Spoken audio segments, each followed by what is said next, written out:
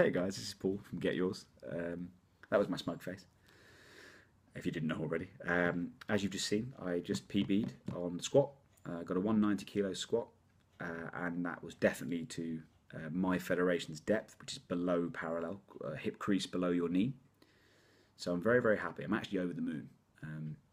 I go away on holiday tomorrow, so it was great to get a personal best before I go away for a week to Turkey. Wish me luck.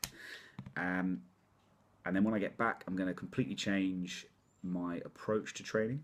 Not because there's anything wrong with what I'm doing, but just I want to increase some longevity, which actually leads me quite nicely into what I want to talk about today. So this video is replacing what would have been blog number 5 of my 5 reasons why you're not making gains with a Z blog series that I've been doing for the last 5 Sundays, or last 4 Sundays, sorry. So I'll go straight into it because I've set myself a 5-minute time limit on this video. So reason number 5 why you are not making gains with a Z is you lack patience. You lack a wider view of what your end goal is if you have one. So I'll put it to you this way. You're a competitive bodybuilder, or you want to be.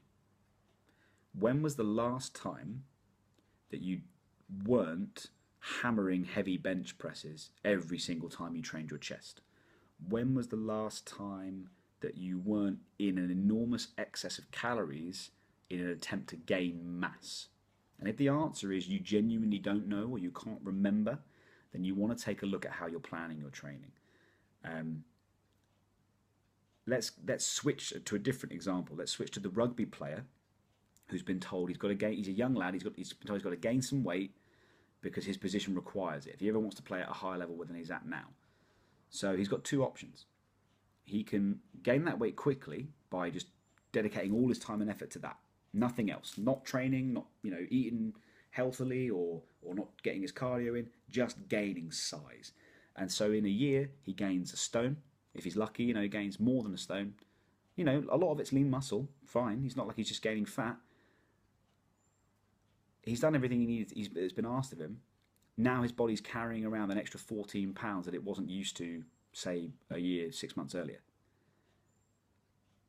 Or he can gain 5 pounds of lean muscle in the off season, 6-week off season, and then let his body get used to that new weight.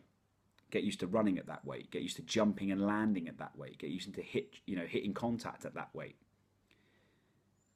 And then he maintains his strength levels and he maintains his conditioning levels throughout the whole season. Next off-season rolls around, gains another 5 pounds. That's 10 pounds of muscle. I think you all know, really, if you think about it, what the best way of going about that is. But sometimes our brains get carried away and we're so obsessed with the short-term gains that we need to make or desire to make that we don't think about the long picture. And this is exactly what I am now trying to do with my training. So I've got goals that I want to hit in November. I've got numbers I want to hit.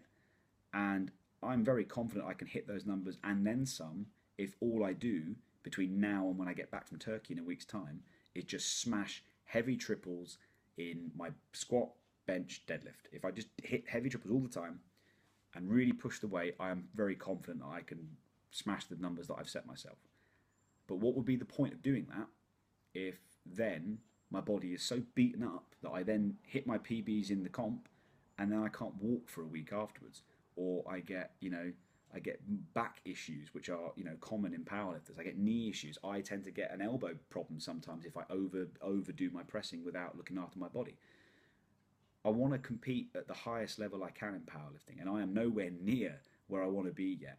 It's going to take years, and I've accepted that recently. It's going to take me, at least another year to be able to qualify just for British nationals.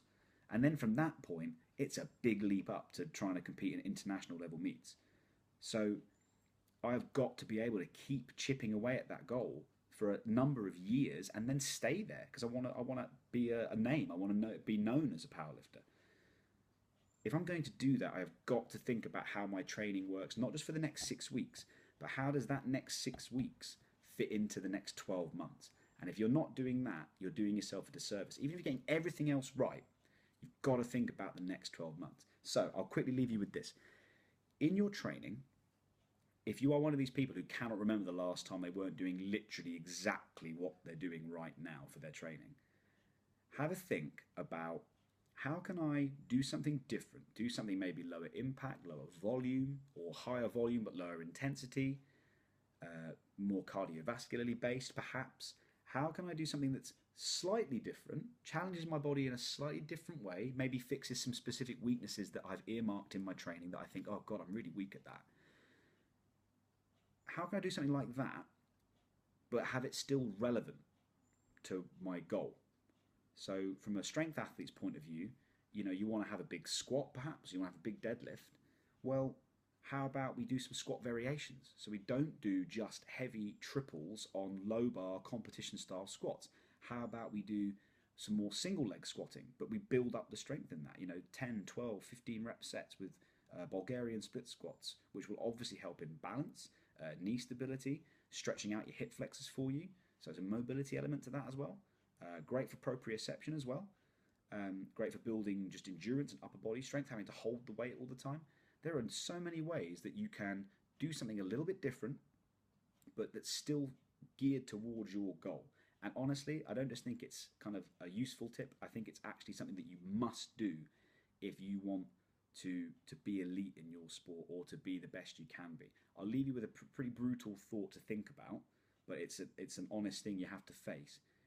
Those niggling back injuries that you keep getting, that grindy shoulder you keep complaining to your trainer about, that calf muscle that just won't heal up. These things are not happening to you because you're unlucky. These things are happening to you because you are doing something that your body doesn't want to be doing. And you've got to find a way to, yes, move forward, but perhaps move forward at a slightly slower pace in exchange for being able to move forward for longer and therefore ultimately actually reach a higher level. It's the number one argument. I've gone way over the 5 minutes, but we're just going to keep going. It's the number one argument against steroid use in a lot of instances.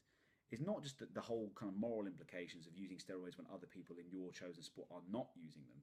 It's that by using them, you can hit a level so much more quickly, but the decline tends to happen a lot sooner. And when it does, it's a lot more damaging.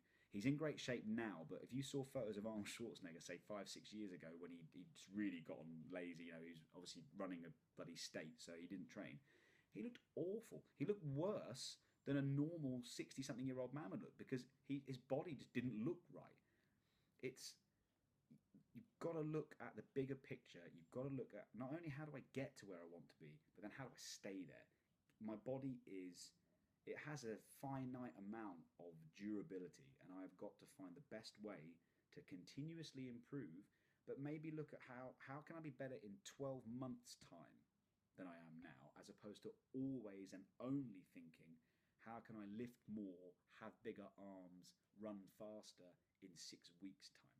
How does one fit into the other? That's a great thing for you to think about. If you're not doing that, that is reason number 5 why your gains have stopped or why your gains are minimal at best. That's it for me, guys. I know I've gone over. Apologies for that.